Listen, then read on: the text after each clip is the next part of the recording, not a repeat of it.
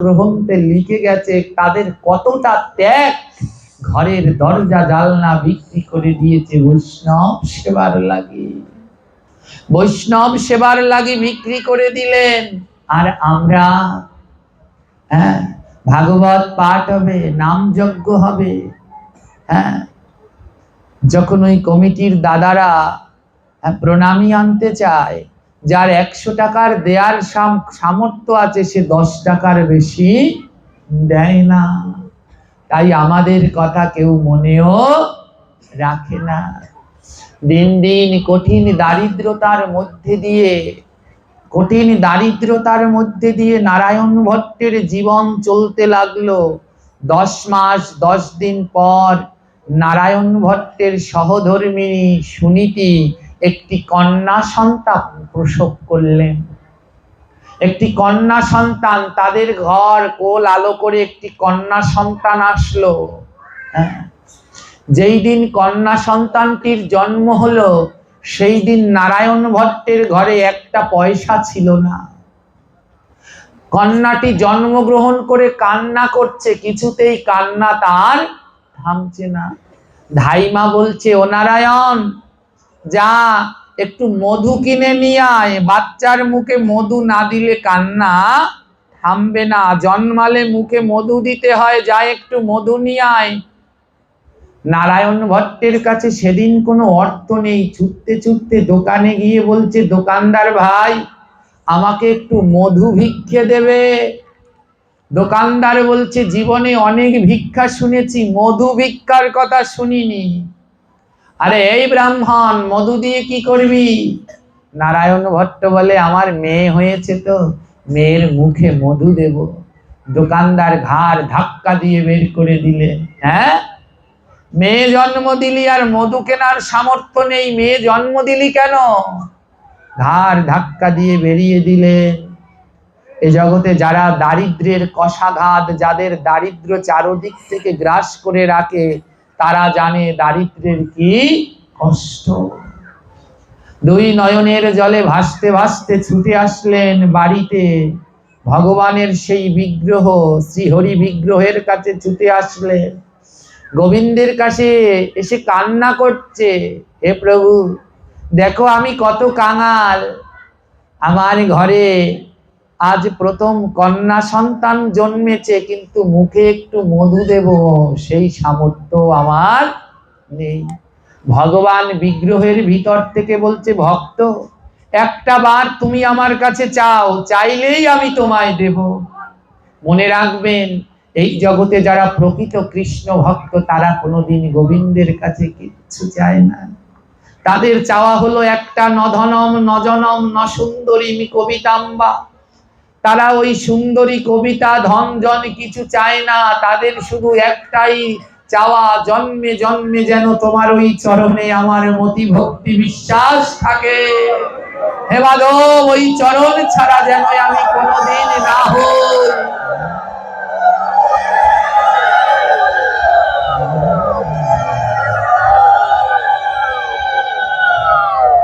ভগবান বললেন, তুমি একটিবার যদি চাও না ভক্ত, জগতের যত মধু তোমার কাছে এনে দিয়ে দিব। ভক্ত বলে, তোমারও চরণ ছাড়া আমি এ জন্মে আর কিচ্ছুটি চাইব না। যতই তুমি দারিদ্র্যের কষাঘাত আমায় করো, তোমার ওই চরণ ছাড়া আমি কিচ্ছু চাইব না। ভগবানের কাছে কাঁদছে, আমি বোধহয় পৃথিবীর সব থেকে হতভাগ্য বাবা, যার সন্তান জন্মেছে কিন্তু সন্তানের মুখে মধু দেওয়ার মতো অর্থ তার কাছে নেই।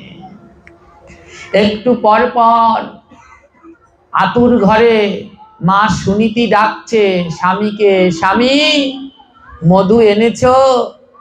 আমার মেয়েটা বোধহয় কান্না করতে করতে মরেই যাবে, একটু মধু পেলে মুখে দিলে বোধহয় ওর কান্নাটা থামতো। মধু পেয়েছো স্বামী? স্বামী স্ত্রী দুইজন দুই দিকে গোবিন্দের কাছে কাঁদছে, কিন্তু একটিবারও বলছে না, প্রভু আমাকে কিছু অর্থ দাও, আমাকে কিছু সামর্থ্য দাও। আর আমরা প্রতিনিয়ত ভগবানের কাছে চাওয়া, ধন জন গাড়ি বাড়ি ছেলে মেয়ে কত কি বলুন, এত চাওয়া চাইতে চাইতে আর আমাদের ভগবানকে পাওয়াই হয় না। এই জগতে তারাই ভগবানকে পায় যারা নিঃস্বার্থ, যাদের কোনো স্বার্থ নেই, নিজের জন্য যারা কোনোদিন কিচ্ছু চায় না, তারাই একমাত্র গোবিন্দের কৃপা দর্শন পায়। ভক্তের এহেন ভক্তি দেখে ভগবান আর থাকতে পারলেন না। গোবিন্দ আমার ভোলানাথের কাছে গিয়ে বললেন, ভোলানাথ দেখো, আমার ভক্ত নারায়ণ ভট্ট সন্তানের মুখে মধু দিতে পারেনি, তাই শোকে কেমন কাঁদছে, কিন্তু একটা বার আমার কাছে মধু চাইছে না। ভোলানাথ তুমি যাও, আমার ওই ভক্তের মনের ভিতরে যে ভুল ধারণা তুমি ভাঙিয়ে দাও। ভোলানাথ আমার বৈষ্ণবের বেশ ধারণ করে নারায়ণ ভট্টের দরজায় এসে দাঁড়ালো। ভোলানাথ বলে, কি গো, ঘরে কেউ আছো? শুনেছি এই ঘরে নাকি এক ব্রাহ্মণ থাকে, সে নাকি বৈষ্ণব সেবা না দিয়ে প্রসাদ পায় না। ভোলানাথ বলছে, আমি এক কাঙাল এসেছি, আমার সেবার কি কিছু হবে? পিছন ফিরে তাকিয়ে দেখে, নারায়ণ ভট্ট পিছন ফিরে তাকিয়ে দেখে এক বৈষ্ণব দাঁড়িয়ে আছে। নারায়ণ ভট্ট বলছে, ও গোবিন্দ, আজ আমার কপাল এত খারাপ, বৈষ্ণব আসলো, প্রতিদিন রাস্তায় গিয়ে দাঁড়ায়, আজ বৈষ্ণব এসেছে, কিন্তু আমার সামর্থ্য নেই, আমার সামর্থ্য নেই। নারায়ণ ভট্ট বলছে, ও বৈষ্ণব জানো, আজ আমার বড় দুঃখের দিন, আমার ঘরে আমার একমাত্র কন্যা জন্মেছে, আজ আমি মুখে মধু দেব, আমার সেই সামর্থ্য নেই। ভোলানাথ তো কাঁদছে ভক্তের ভক্তি দেখে। এ জগতে যারা আমার গোবিন্দকে ভালোবাসে, আমার গোবিন্দ তাদেরকে এসিডের মধ্যে দিয়ে বারে বারে পোড়ায় আর ওঠায়, পরীক্ষা করে দেখে ভক্তের ভক্তি কতখানি থেকে। তাই ভক্ত আজ গোবিন্দ আমার ভক্তকে পরীক্ষা করবার জন্য বারে বারে কাঁদায়। তাই বলছে, ভক্ত কাঁদো কাঁদো, ওই নয়নের জল দিয়ে যত পারো তুমি প্রাণ গোবিন্দকে ডেকে যাও, কারণ তাকে নয়ন জল ছাড়া পাওয়া যায় না। নয়ন জল ছাড়া পাওয়া যায় না, তাকে নয়ন জল ছাড়া পাওয়া যায় না।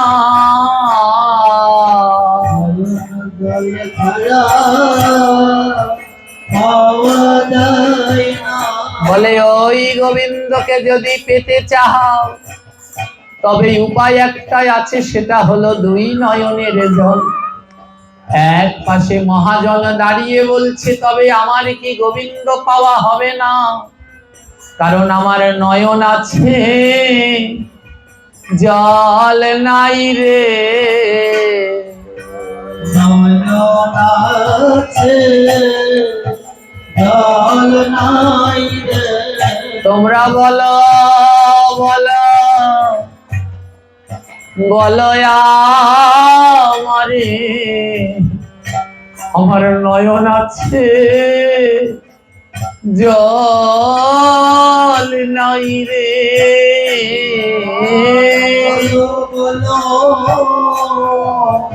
বলো বলো নয়ন আছে, জল নাই রে। ও ভক্তগণ, নয়নের জল ছাড়া যদি গোবিন্দকে পাওয়া না যায়, তাহলে আমার তো জীবনে আর গোবিন্দ পাওয়া হবে না। কারণ আমার নয়ন আছে, এই নয়নে জল তো ঝরে না।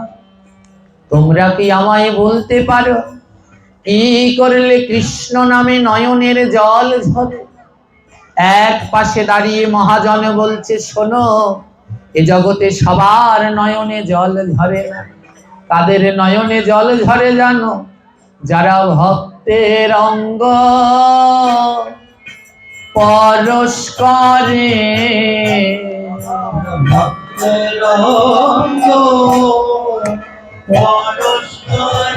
যারা ভক্তের অঙ্গ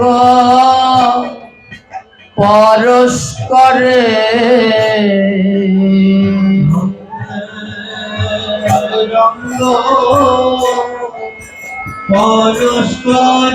বলে তাদের নয়নে জল ঝরে। যারা ভক্তের অঙ্গ পরশ করে,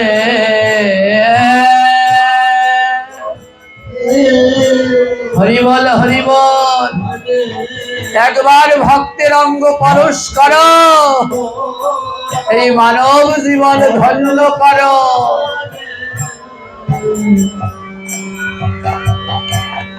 তাদের নয়নে জল ঝরে,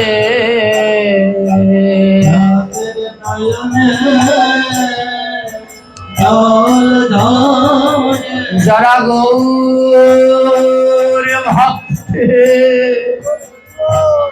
পরশ করে, তাদের নয়নে জল ঝরে। গৌর পরশ করে,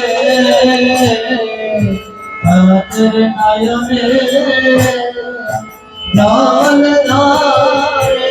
হ্যাঁ, তাদের ঝরে, তাদের ঝরে, তাদের ঝরে,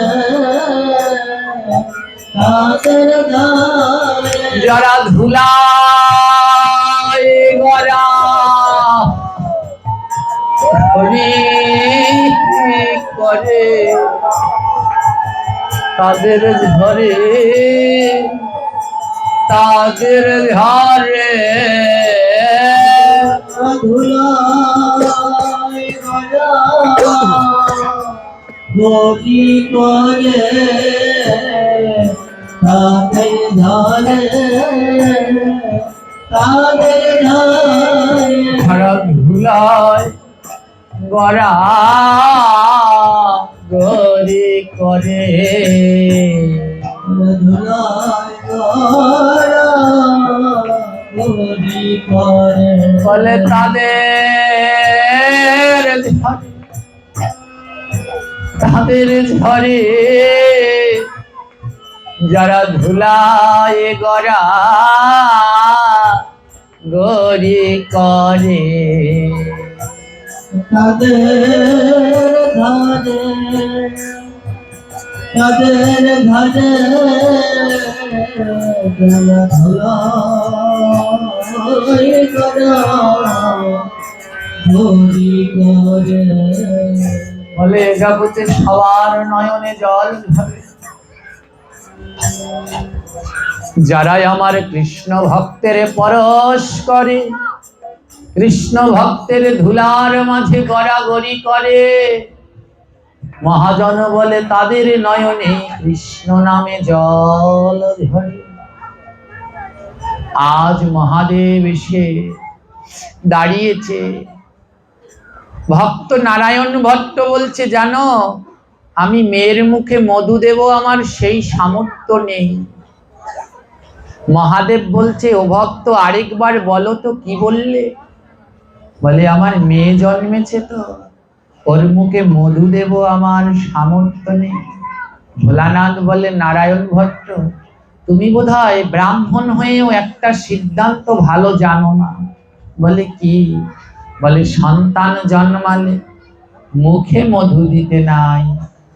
ও ব্রাহ্মণ, তুমি সন্তানের মুখে মধু দেবে তার জন্য কাঁদছো? তুমি হয়তো জানো না, সন্তান জন্মালে মুখে মধু দিতে নাই। বলে একই কথা, মুখে মধু দিতে নাই? না, ভোলানাথ শিখিয়ে দিচ্ছে সন্তান জন্মালে মুখে মধু নয়। বলে কোথায়? বলে দোকানে দোকানে দোকানে দোকানে দোকানে দোকানে দোকানে দোকানে দোকানে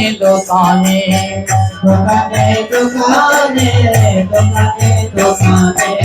যারা এই কমিটির দায়িত্বে আছেন, মন্দিরের দায়িত্বে আছেন এখানে, তাদের চরণ ধরে বলছি একটি বাচ্চাদেরকে শান্ত করুন। এদের যন্ত্রণায় কিচ্ছু শোনা যাচ্ছে না। আপনারা কেউ কিছু দায়িত্ব নিয়ে এদেরকে একটু শান্ত করুন। মায়েরা পাশে নিয়ে এদেরকে বসুন। ভোলানাথ বলছে শোনো শোনো, নারায়ণ ভক্ত সন্তান জন্মগ্রহণ করলে মধু বদনে নয়, দিতে হয় দোকানে দোকানে দোকানে দোকানে দোকানে দোকানে বদনে না বদনে না দোকানে দোকানে বদনে না বদনে না দোকানে দোকানে। আমা বাচ্চা জন্মালে মধু দেন তো? জোরে বলবেন দেন তো? কোথায় দেন? মুখে। কিন্তু গ্রহণ তো বলল জন্মালে মুখে মধু নয়, দিতে হয় কোথায়? এক কানে। কোন কানে? দুই কানে। আমাদের ডাক্তাররাও একই কথা বলে। এখন যখন বাচ্চারা হচ্ছে, ডাক্তাররা শিশুদের মুখে মধু দিতে দেয়। জোরে বলবেন দেয় কি? কেন? কারণ যখন বাচ্চা জন্মায় মুখে মধু দিলে ওর বিভিন্ন শারীরিক ক্ষতি হয়। তাই মধু মুখে নয়, দিতে হয় কোথায়? দোকানে। এক কানেও নয়, দিতে হবে। বাজারে কিনতে পাওয়া যায় ডাবল হানি মধু। আপনার বাড়ির পাশের মৌচাকের মধু, ওই যদি সন্তান জন্মালে কানের ভিতরে ঢালেন, আপনারেও জেলে নেবে আর আমারেও নেবে। যদি বলেন যে ওই পাঠক বলে গেছে দুই কানে মধু দিতে, তাই মধু দিলাম ঢেলে, ও বাচ্চা তো আর টিকবে না। তো আপনাকেও নেবে, আমাকেও নেবে। নারায়ণ ভট্ট বলে বলো কি, বাচ্চাদের কানে মধু দিতে হয়? হ্যাঁ। ভোলানাথ বলে শোনো, হ্যাঁ বাচ্চাদের কানে মধু দিতে হয়। তবে শুনে নাও, এই মধু পাওয়া যায় না বাজারের দোকানে। আহা, এই মধু পাওয়া যায় না বাজারের দোকানে।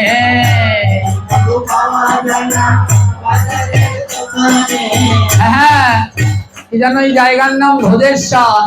এই মধু পাওয়া যায় না ভোজেশ্বরের দোকানে। এই মধু পাওয়া যায় না ভোজেশ্বরের দোকানে।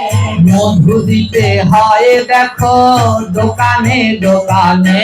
মধু দিতে হয় দেখো দোকানে দোকানে। পাওয়া যায় না দোকানে, দিতে হয় দোকানে। পাওয়া যায় না দোকানে, দিতে হয় দোকানে। পাওয়া যায় না দোকানে, দিতে হয় দোকানে। পাওয়া যায় না দোকানে, দিতে হয় দোকানে। বুঝতে পারছেন কিছু? বাজারে দোকান বলছে ওই দোকানে পাওয়া যায় না, আর দিতেও হয় কোথায়? দোকানে। বলে ওই দোকানে পাওয়া যায় না, আবার দিতেও হয়। ওটাও দোকান, এটাও দোকান। এটা মানে দুই কান, ওটা মানে দোকান। হ্যাঁ, আজ কি হলো জানেন? নারায়ণ ভট্ট বলে তাহলে এই মধু কোথায় পাওয়া যায়? ভোলানাথ বলে এই মধু কোথায় পাওয়া যায় জানো? এই মধু পাওয়া যায় ভক্তবৃন্দের স্থানে। মধু পাওয়া যায় ভক্তবৃন্দের স্থানে। এই মধু পাওয়া যায় সাধু গুরুর স্থানে। এই মধু পাওয়া যায় সাধু গুরুর স্থানে। এই মধু পাওয়া যায় না বাজারের দোকানে। এই মধু পাওয়া যায় না বাজারের দোকানে। এই মধু বাজারের দোকানে পাওয়া যায় না। এই মধু পাওয়া যায় সাধুগুরু বৈষ্ণব ভক্তের স্থানে। মধুটার নাম জানেন? বলতে পারেন মধুটার নাম কি? ডাবল হানি না পিওর হানি? কি নাম মধুটার? এই যে আর 2 দিন পরে এইখানে মধুর বন্যায় ভেসে যাবে। যারা মৌমাছি হবে তারাই এই মধু পান করতে পারবে। মধুটার সেই মধুটা লিখতে গেলে 16টা নাম আছে আর 32টা অক্ষর আছে। 16 নাম 32 অক্ষর। হরে কৃষ্ণ কৃষ্ণ কৃষ্ণ হরে হরে, হরে রাম রাম রাম হরে হরে। সবাই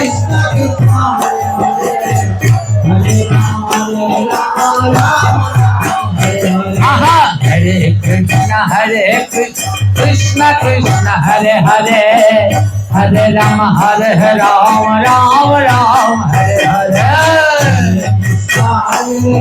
ভালো তালি দিয়ে।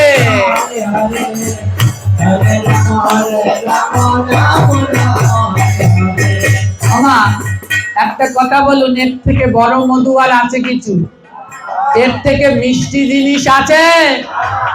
মরণ দশা উপাস করেছেন, তাহলে কথা বলতে পারছেন না কেন? হ্যাঁ, যে কয়জন একাদশী আছে কষ্ট হচ্ছে? কিসের কষ্ট? হ্যাঁ, উপোস থাকলেও তো এত কষ্ট হয় না। হ্যাঁ, সবাই এখানে বলছে কি ওই অন্ন ত্যাগ করে দিয়েছি, সবাই বলছে আমি শুকিয়ে গেছি। হ্যাঁ, 2-3 বছর ধরে অন্ন পাই না, সবাই বলছে শুকিয়ে গেছি, কালো হয়ে গেছি, কত কি বলছে। কিন্তু জানেন আপনাদের চোখের রোগ, যেদিন আমি অন্ন ত্যাগ করেছি সেদিন আমার গায়ে 80 কেজি ওজন। এখন নিয়ে আসুন ওজন মাপার, এখনো আমার গায়ে 80 কেজি ওজন, এক কোলাও করে। হ্যাঁ, তো আমি তো 12 মাস একাদশী আমার। তাহলে আপনারা আজকে একদিন একাদশী করে কমে গেছে কেন গায়ের সাউন্ড? বলুন, হরে কৃষ্ণ মহামন্ত্রের থেকে বড় মধু আছে? মরণ। ওই মুসলমানরা ওয়াজ করে দেখছেন, যেই বলে ঠিক আর ওরা ওখান থেকে এমন জোরে ঠিক বলে আকাশ পাতাল সব কেঁপে ওঠে। আর এইগুলাই মনে কথাই কয় না। ওই টিভিতে অ্যাডভার্টাইজ দেয় না, একটা অ্যাড দেয় না, সেন্টার ফ্রুট মুখে লাগাম। আপনারা আসার আগে খেয়েছে? মুখে লাগাম দিয়েছে? আমার হরে কৃষ্ণ মহামন্ত্রের থেকে বড় মধু আছে? তাহলে কেন করছেন না? কেন এই নাম করছেন না? নাম কি আস্তে আস্তে করতে হয় না উচ্চস্বরে? তাহলে কেন করছেন না বলুন আমায়? অর্ধেকের মুখ বন্ধ। নাম করার সময় কি হাতগুলো এরকম রাখতে হয়? তাহলে কেন রেখেছেন? ওই দেখো ওরা তোদের বলি দেয়, ওরা লামাও কাহা। নাম করার সময় হাতগুলো কি করতে হয়? নাহলে কাজ হবে? আপনাদের বাড়িতে বৈষ্ণব সেবার ভিক্ষা নিতে আসে না? আসে? আসে। ভিক্ষা যখন চাল দেন তখন কি শুধু চাল দিলে হয়? চালের সাথে কি দেন? একটা আলু, সবজি, টাকা কিছু দিতে হয়। বলে চালের সাথে যেমন সবজি না দিলে ওই বৈষ্ণব সেবার ভিক্ষা হয় না, তদ্রূপ নামের সাথে করতালি না দিলে নামও হয় না। তাই সবাই মিলে নিজের হাত দুটো বের করুন আর করতালি দিয়ে মধুর নাম করুন। হরে কৃষ্ণ কৃষ্ণ কৃষ্ণ হরে হরে, হরে রাম রাম রাম হরে হরে। বাবা সবাই সবাই যারা আমার সনাতন ধর্মের কারো হাত বন্ধ থাকবে না। হরে কৃষ্ণ কৃষ্ণ কৃষ্ণ হরে হরে, হরে রাম রাম রাম হরে হরে।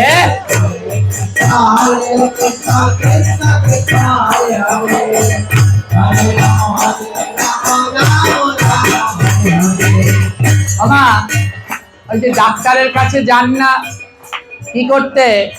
ডাক্তারের কাছে গিয়ে বলেন কি বাবা, ডাক্তারকে বলেন বাবা এখন আর চুল যে বাঁধবো হাত পিছনে নিতে পারি না, এমন ডেনায় ব্যথা, হাত যে পিছনে নিয়ে চুল বাঁধবো সেই শক্তি আর। হ্যাঁ, তখন ডাক্তার ব্যায়াম দেয়, মাতাজি এই ব্যায়ামটা করবেন তাহলে আপনার হাতটা ঠিক হয়ে যাবে। ব্যায়ামটা কি দেয় জানেন? এমন করতে বলে প্রতিদিন এমন করবেন, দেখবেন আপনার হাতের ব্যথাটা চলে যাবে। আরে ও ডাক্তারের কাছে কেন যাওয়া লাগবে? প্রতিদিন যদি ভাগবত পাঠে 2 বাহু তুলে করতালি দাও, তোমার হাতের ব্যথার জন্য ডাক্তারের কাছে টাকা দেয়া লাগবে না। তাই ডাক্তারের কাছে তো যাবে পরে, আগে প্র্যাকটিস করে নাও, তোমার হাতে আর কোনো ব্যথা থাকবে না। যার যার হাত দুটো তুলুন, টান সোজা টান। আসুন একটু ভগবানের নাম তালে তালে, এবার তালে তালে। হরে কৃষ্ণ কৃষ্ণ কৃষ্ণ। বাবা সবাই সবাই হাত উপরে। হরে কৃষ্ণ কৃষ্ণ। যাদের হাত নিচু থাকবে ওদের কিন্তু ব্যথা থাকবে, হাত জাগাতে হবে। হরে কৃষ্ণ কৃষ্ণ কৃষ্ণ হরে হরে।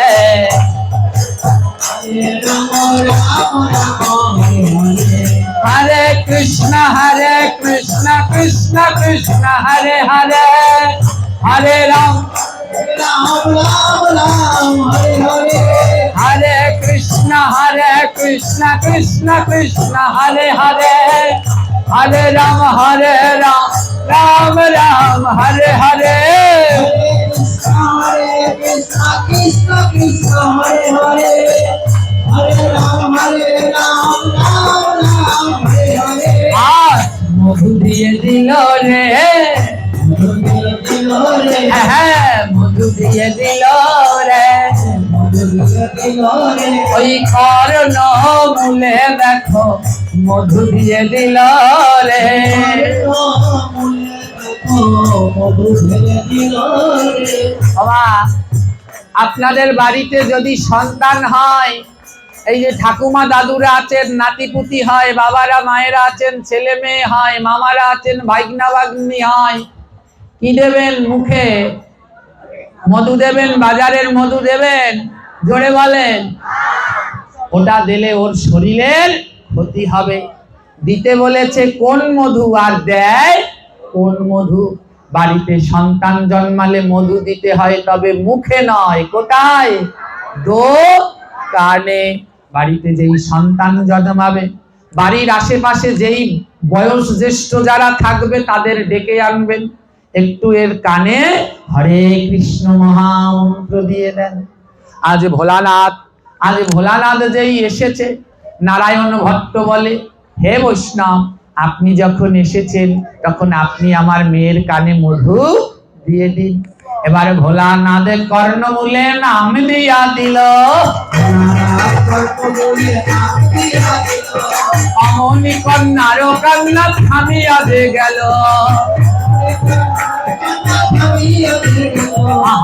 অমনি কন্যার কান্না থামিয়া যে গেল, থামিয়া গেল রে, ওই নামে কান্না দেখো থামিয়া গেল রে। যেই ভোলানাথ কানে নাম দিল, অমনি কন্যার কান্না থেমে গেল।